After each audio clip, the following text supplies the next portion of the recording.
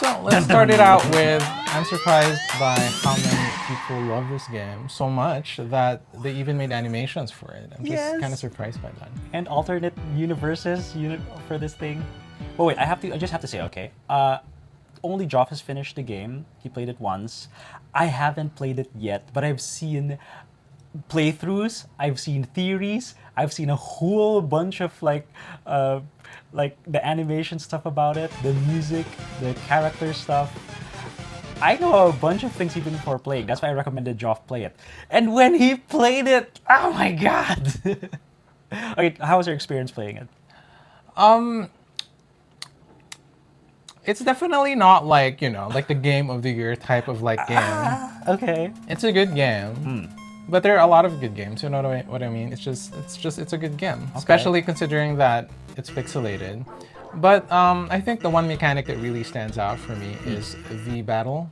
The battle system. The battle system wherein you actually dodge projectiles in a small box. I think that's quite a unique thing for the game. Yeah, have you seen any other game that does that? Because I don't think I have. On top of my head, I can't even think of a game like that. There may be some games that incorporate that type of system, but not to that degree. I mean, it must have been like the original Asteroid, Atari, whatever stuff. But then they changed it into like you have to keep still for the blue things to pass you. You have to do some reverse tactics when fighting Undyne, stuff like that. Yeah. But as a what do you call it? A shoot 'em up, as a dodging thing, it's been done, but nobody would do that now, considering everybody wants to do 3D and like whatever. And what I like about games that have limited graphics like Undertale, very simplistic as in pixelated, is it really leaves a lot of room for imagination because it's pixelated. Yeah, for the characters, because For the like characters and just the general environment. you're not supposed to look at it for their looks. You do it for their personality. And what the heck did you do with these people and the personalities? Okay, on your first run, the mom, Toriel, I guess you killed her?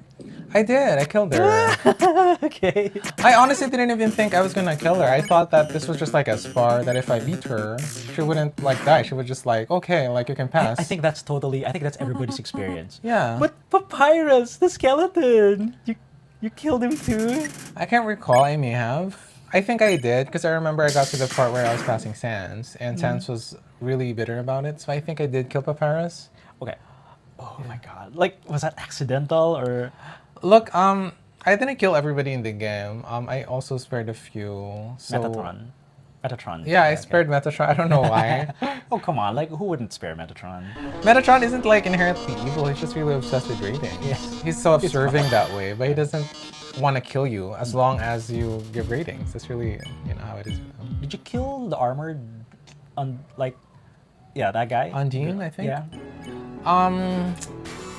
I think I did. I think I did because he seems evil. Yeah. Okay. And like you told me the ending with your Flowey fight, because I know you hated it because it's the only time that you had to repeat the fight. Everything else you breezed through. So when Flowey, what did he say? If he says because of the killer be killed thing, you killed Flowey. Yes, because I basically spared Asgore. Right? And Flowey was like, you still haven't learned, haven't you? So Flowey basically kills Asgore. And because of that statement, after the battle with Flowey, I killed Flowey because I don't want to make the same mistake, right? Okay. We were so surprised with the whole level of violence thing. I was caught off guard by that because in games, typically leveling up is good, right?